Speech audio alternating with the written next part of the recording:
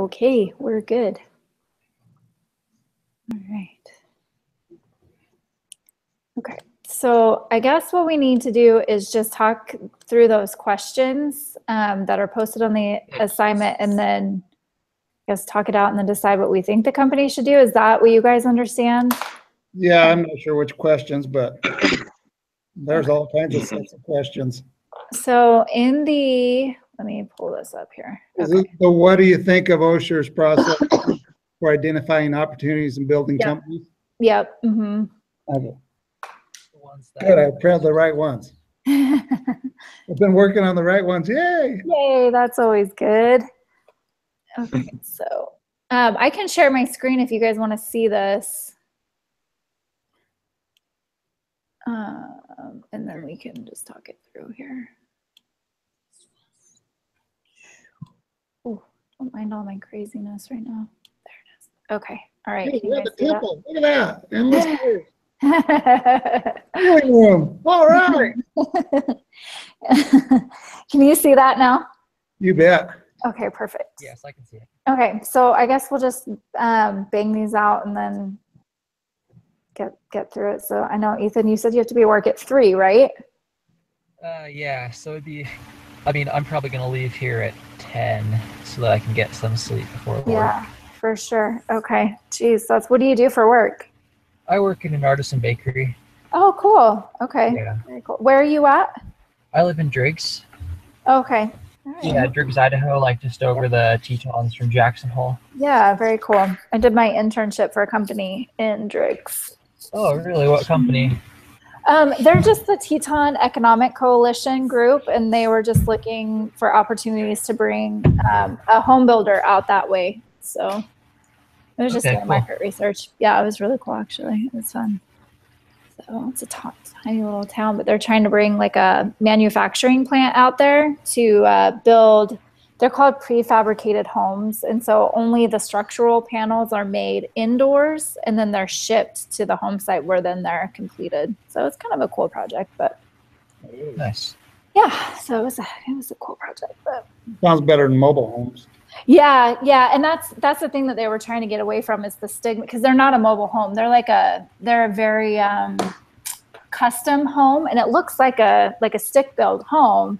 But just the panels are made inside. So that was the biggest thing that they knew they had to overcome, is becoming that stigma of a manufactured mobile home type thing. So yeah, there's nice double wides and triple wides and stuff. Yeah. So it's a totally shipping. I'm sorry. There's something in the shipping that kind of. Yeah. That's what we found with all of our research. But they're doing really well. They're back east in New Hampshire and like on the East Coast.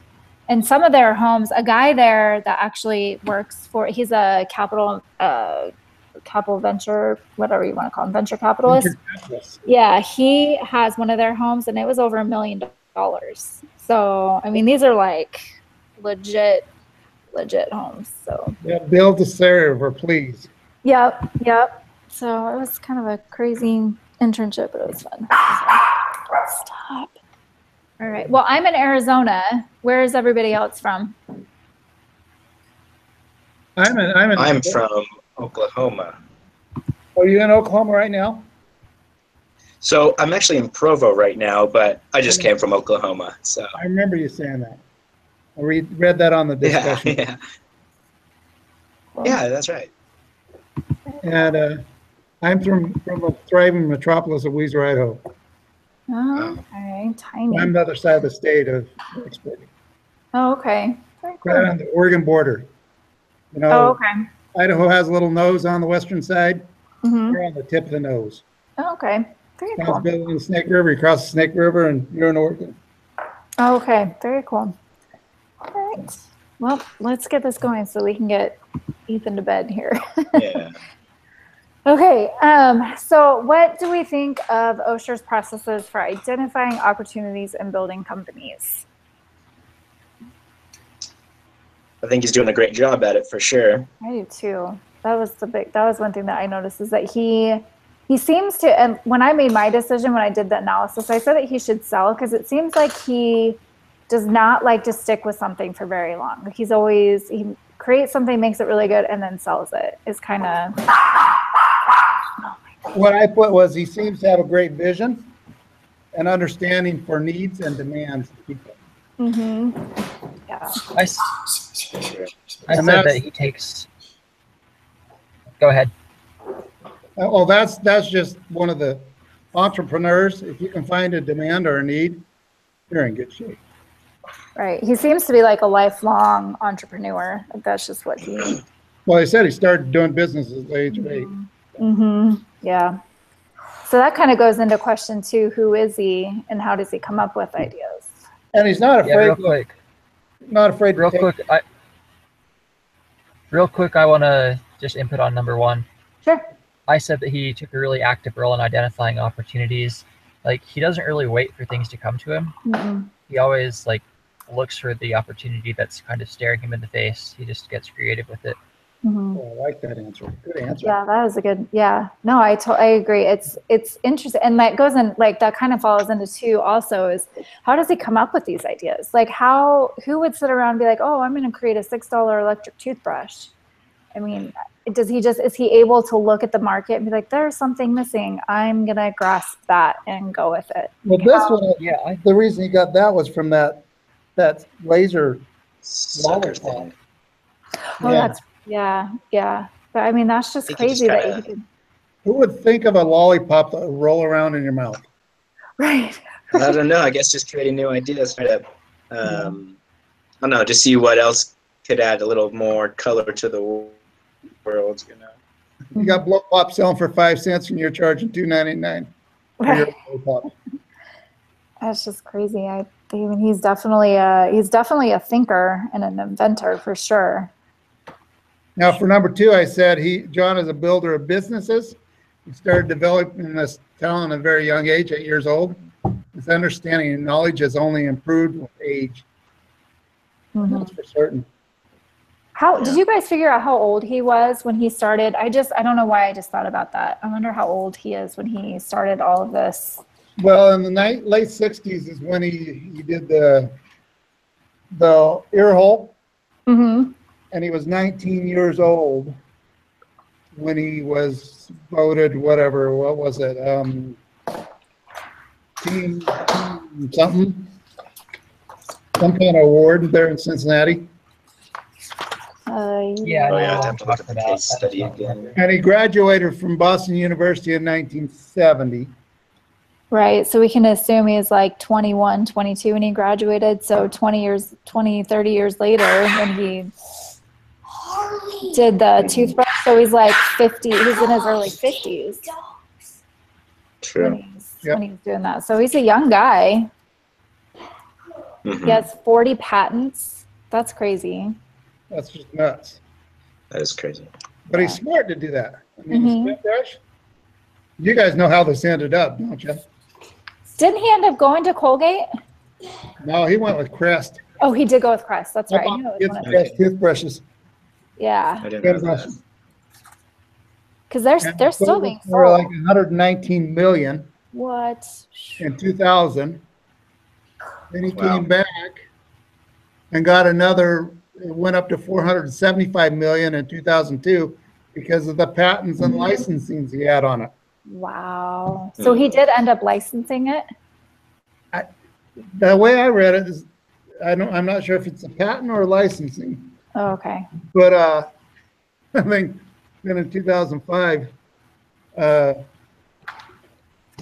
P&G sold it to Church and Hammer, which is Arm & Hammer, for about 105 million.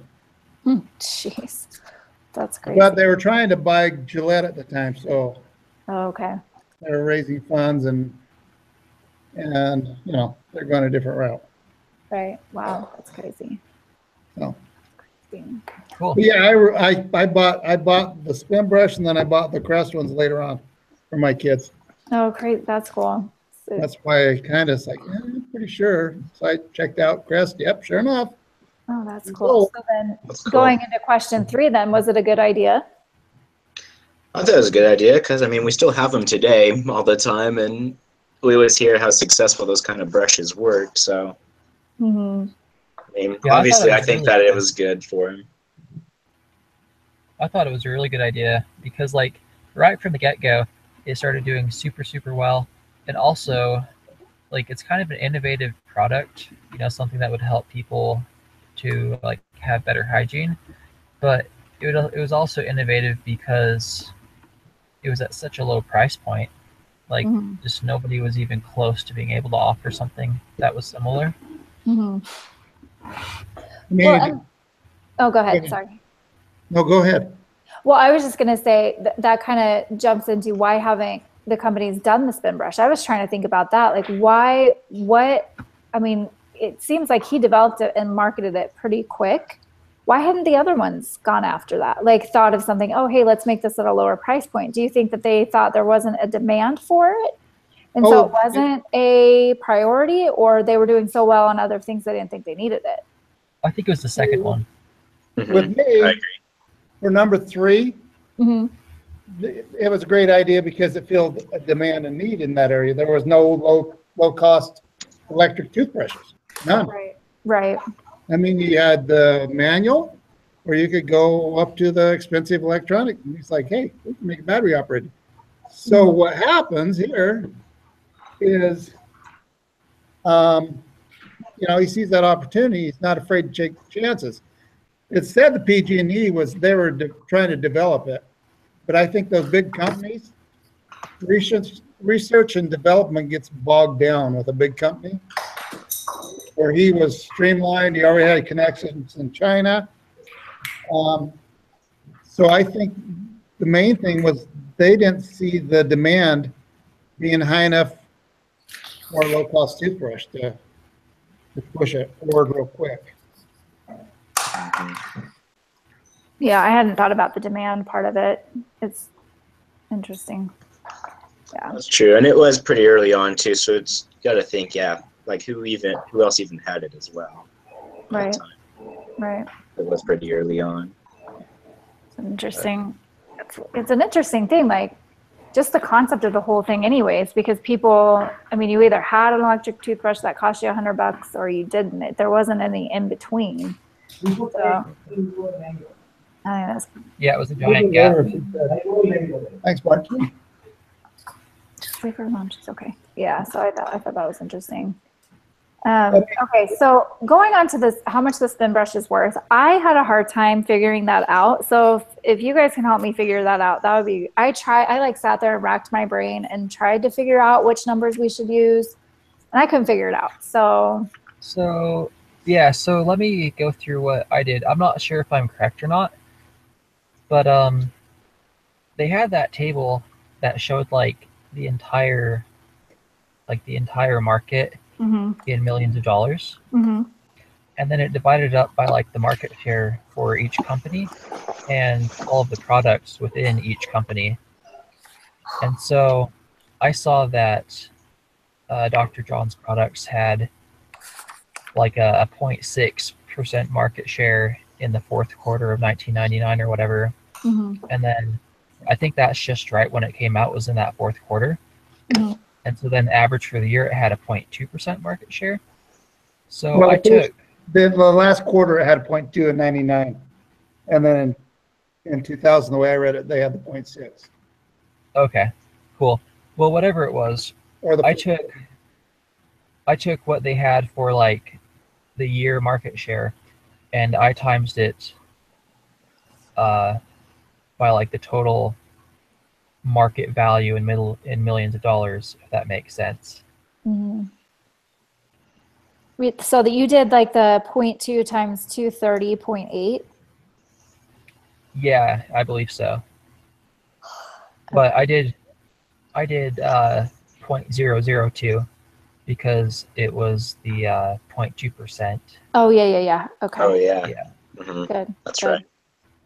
So what'd you come So I up don't know if with? it's right, but that's what I did. What'd you come up with for your Sounds total? good to me. I came up with 461,600, and at first that seemed like really low. But then thinking like they'd only been in the game for 1/4 of the year, it kind of made sense. See, it didn't make sense. That is true. I was to say if it was just 1/4. I said it'd be worth lots and lots, tens of millions, if not more. because they only started. They opened a whole new market area within a market. And so, I mean, you can't really calculate that with, manual toothbrushes or expensive electronic toothbrushes. It's this whole new area. It's too hard to figure out that. Plus, he had a patent on it. He was smart to put a patent on it, which also, prevents others from doing the same marketing. And they did little to any advertising, and we're already at 0.6. So, I mean, if you get a big company that can advertise and throw it all across the country and nation, that's going to be worth a boatload of money. Yeah, for sure, but not currently, though. Right. Yeah, as I say, this is kind of like the starting up stages, I feel like, as well. I think And it then definitely after I said that, I checked out and they sold for 119 million. So I didn't feel so bad. So it definitely would turn into a millions company for sure. First quarter wise. It's hard to place a value on a company that, I mean, like, did you guys watch the case analysis videos that he was talking about it, where he said that it was very impressive for them to even have that 0.6 market share just in that first quarter. Like that is unheard of, just because, and it's because it's so rare in the space and in the, I mean, he had a revolutionary product basically. I mean, he had a toothbrush, but it was electric under the $6 price point. So I see where Rex is coming from as far as like future value, but current value, I think you guys were right with your calculations as far. But when you value a company, look at the very beginning stages with something like this. When you go to sell it, I mean, we know that it sold for millions of dollars, but at that point, like if I was somebody going to buy it, would I look at it from future? Do you look at it from future opportunities, or how do you value it correctly? Does that make sense what I'm asking? Sorry. Yeah, well, go ahead, Rex. It's hard to, I mean, there's so much blue sky in that. And then the other thing that gave me the idea that it was going to be worth a boatload of money is, which one was it? Was it Cap Toys that it said he sold to Hasbro for mid 7-figure? I'm thinking, I think it was that one. That's 50 million. This guy ain't going to sell it for under $1 million. Mm. He's going to make some boatload of money. So I figured it had to be really high, just because of that fact. And they grew so fast, they could eliminate the big companies if they sold it. All that market research, all the research and development of the thing, it's a viable product that could go huge for them. And, it's just, I just, when I start trying to do the numbers like you did, it's like, these aren't going to work. These are way too low.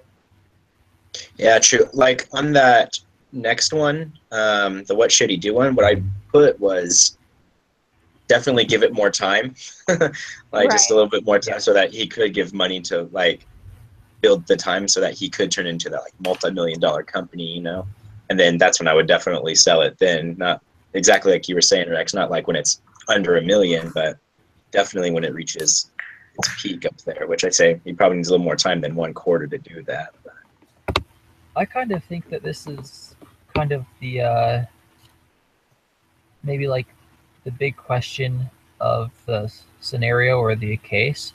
So I wonder if maybe we should, all 4 of us, just read what we wrote, just one after each other, like so that we have an orderly fashion. On what John should do? Yeah. Okay. Yeah, I'm good with that. okay, I kind of just told you mine, but You want me to go? Yes. Go for it. I feel they should sell to one of the big giant companies like P&G, since they have no electric toothbrushes, and they have already had talks. That's something John has already experienced in doing and selling to Gerber Foods and Hasbro Toys. So I figured, so that's what I wrote, because if you wait around, what's to say Colgate doesn't say, hey, look at that, look what he's done, and try to, model something close, even though they got a patent. Or P&G, they they decide to keep going with their research and develop on their electric toothbrush. Next thing you know, you're competing against the big boys. And I think right now he's got all the numbers that says, look at my growth. Here it is. It's already set up. All it needs is a major carrier that can market this thing national, worldwide, or whatever, and you're going to make billions of dollars. Or gross billions of dollars, you know. So I say sell. Sell now before somebody comes out, and then he has to compete against companies that's got thousands of employees with this company with 9 employees. Well, I can go next. So I wrote that if I were John, I would stay independent for as long as it seemed reasonable. The company has been a good success so far. I have a lot of experience and intuition from past ventures. The company is in good financial health. I would keep relations with Procter & Gamble, though, so that if I deemed it optimal, I could partner with them. I definitely wouldn't sell out yet, though. It just barely got going, and $461,000 is not much for a product that shows promise for so much success. So those are my feelings on it. That's good. And I can do mine. So I said that he should sell. There was a couple of reasons that I said that. I said that I believe it's his best move because based on his resume, he doesn't seem to stick with companies much past the point when they're most successful. I see him being an inventor, always wanting to do something more and not being content with keeping up with things. It seems that every 8 years he's involved with something different. And to top it off, his mission statement at the top of his resume reads, business executive with a lifetime of successful entrepreneur ventures. This does not sound like a guy who wants to continue growing a company. The second reason I think he should sell is because he's a little fish in a big pond, and at some point he'll be swallowed up. The bigger companies have more funds, more manpower, and more brand recognition than his small company. It's only a matter of time before one of the bigger companies comes up with a similar toothbrush that doesn't violate the components protected by the patent. And outmovers him the best time to sell, as he's the only one out there right now. He can get top dollar and then move on to his next big invention. So Yeah, those were my reasons for saying he should sell. And I was thinking along those lines. I just didn't put it down. But he doesn't. He likes to find a new mountain to climb. So, but then, you know, on the flip side of that, of selling, I mean, I can see the point in holding on to it and maybe licensing it, because he could use that revenue that he gets to create another product in that same sort of market share and then grow that company at that point. So I see, like, you know, it says to look for your weakness and your hypothesis. That to me is my weakness, just because I think, well, he could license it and hold on to it and make a lot more money, but there's that risk of one of the bigger companies then coming in and just wiping him out. So one thing that I think, though, as well, is that, like, I mean, obviously he has to think really analytically and, like, think about all the different possible scenarios, but he also has a lifetime of success in business. And I can't help but imagine that if he were to keep the company, like, under his control for as long as he seemed like it would be working well for him, that he'd probably have the intuition to know, like, when the correct time was to get out of it and maximize his profits, just from all of his previous experience. That's a good point. That's a good point. I like that. Yeah. It's a lot to, it's hard to know. I mean, we know obviously that he sells, but it's hard to know what I don't know. I just don't see him sitting on it. I just with his history and I just see him being like, yep, I want to move on to something different. And I think he also worries about people coming in and mimicking or copying him. It's kind of like the earring store. Right. He sold that one to a fellow student, made a profit. He likes to make a profit. So yeah. The antique clothing, you know, sold that at a profit. But I didn't think about the year time where he likes to switch. Yeah.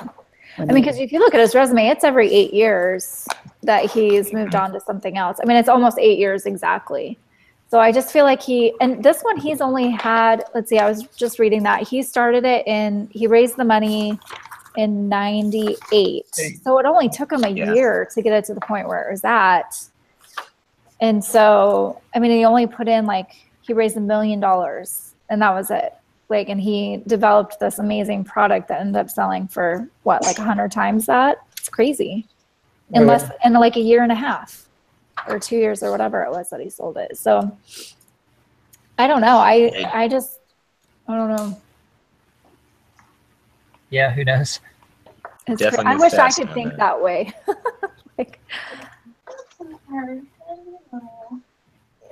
I wish I had that mindset of just like an entrepreneur. I just don't think that way. I can't come up with a cool product that's going to make me $1 million in a year and a half. So that sounds great. They had 11 employees.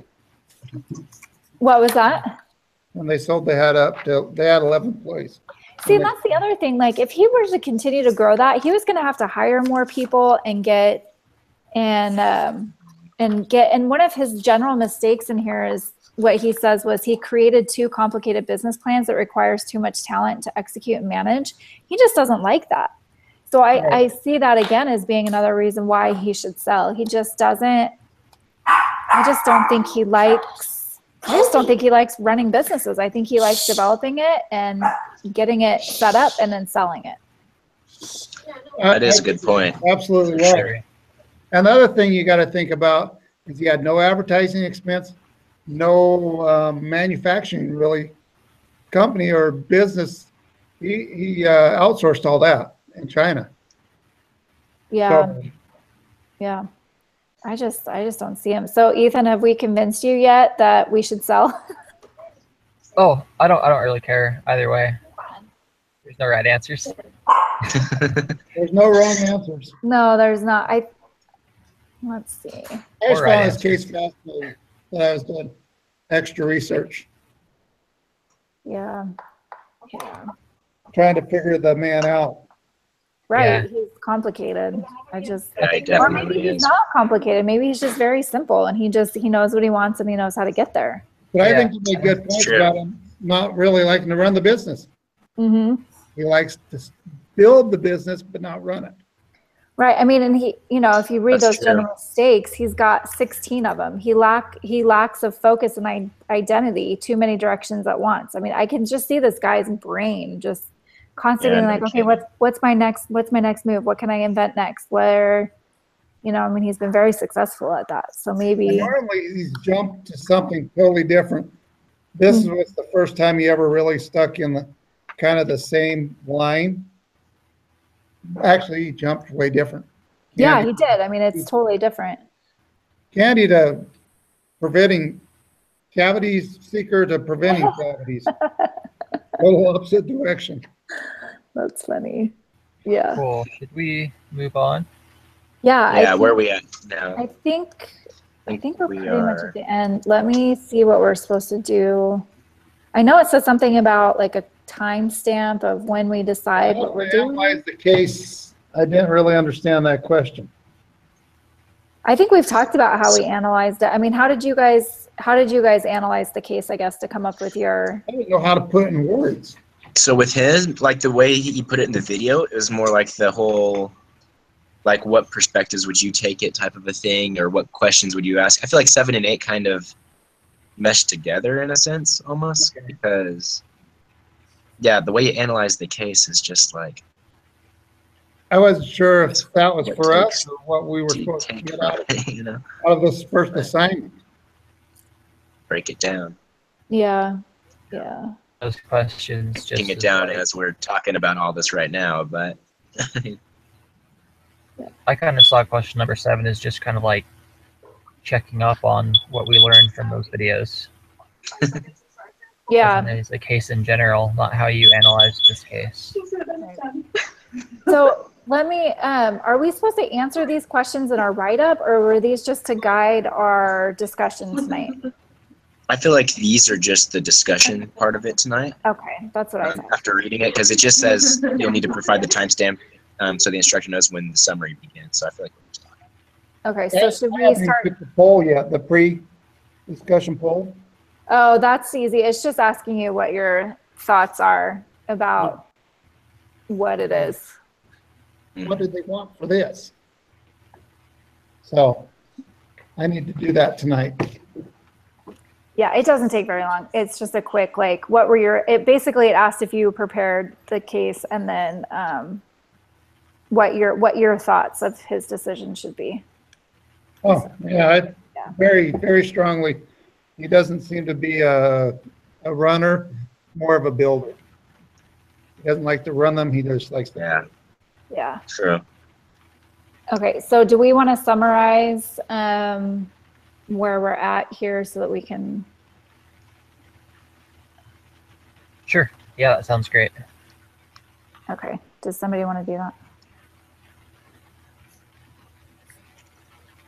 So I'm sorry, you guys cut out for a second. Jordan, where are we at exactly, guys? I think we're just going to start summarizing. So if somebody wants to summarize, and then I don't understand, like, summary of your votes. Does that mean, like, okay, 3 of us said we should sell, 1 said that we should hold on to it for a while? Is that what we think? My wife said, yeah, that's what it should be. Okay, good. She's good at these case studies. That's good. Okay, I see now. That's her 20 Yeah, I would say sell, but I'd say after he builds it up a little bit, like after 1 quarter, just kind of how Ethan was talking to, like it'll be kind of hard to get out of it. But then again, he is the kind of a guy that doesn't really want to build it up himself. But 8 years and 1 quarter is a very different thing. Right. You know, I was just thinking about that, actually. Do you think that this company was more successful right off the bat than any of the other ones that he did? And so that's why he's like considering it at such an early phase? I think so. I truly think so. I think so. Just in my part of it, like what I would definitely do with him is I would definitely say build it up a little bit more. Just because he's done it before, so he already knows how to get China to the next step, even though he wouldn't want to, but he'd definitely make more money out of it. Mm-hmm. So, might as well like just there's going to be a lag time between when the other guys start coming into the market, and like then yeah, he could like jump on the selling wagon, but it just at least needs to like kind of milk it for he tends to have a good idea when it's peaked. Shows up in his intel. Because the air hole he didn't have very long. He sold that to a classmate. I was thinking maybe he was forced to because he knew he was going to attend Boston University, and it'd be too hard to own and operate a business from Boston when it's in Cincinnati. And then the antique clothing business, the Sphinx. As soon as he got done with school, he sold that. Conserve, you know, he had the water saving shower head, and he had the hot water heater insulated jacket, and he kind of milked that until he said, oh, this looks like it's going to start taking a downturn. So the guy is very good at understanding what the trends are, and that's when he started doing the creative line of baby products. But as soon as he got the big one, the rainbow one, he ended up selling the Gerber. Right. Well, and the so I think it was the laser pop. When he got the big one, he sold to Hasbro. So we're basically all in consensus that he should sell, but just we think different times. Yeah. Correct. Yeah. Yep. I think so. I'd say that about sums it up right there. I do too. So, I think, I mean, he's definitely a smart guy. So I wonder, I'm going to have to look him up and see if he's done anything since. I'm sure he has. He just doesn't seem like he would sit still for very long. So yeah, he didn't like golf or didn't think he's very good at the beach plan. You know? So with this thing now, Jordan, are you just the one that post it, or do we all have to do something with that? I think I can just post the link and then just put a timestamp on it. So I would say we've been summarizing since for like 10 minutes or something. So I'll just write down the timestamp. I'll go back through and find it. And then I almost think we should hold a paper that says summary. So we can just Yeah. go through it. But I will do that right now and post it. I don't think I think we just have to tell them when we else. first started, but then it'll go on. Okay. Yeah. I So didn't think I about don't this till think now, there's- but I realized that I'm not really in your guys' group, so. And you know, I could be persuaded to think he might should have kept it a little bit longer, but he doesn't like to keep it too long. He likes to Yeah. hit his peak, and he has a good feel for where the peak is, it seems like. And then Yeah. he sells. Yeah, that's a good point. Yeah.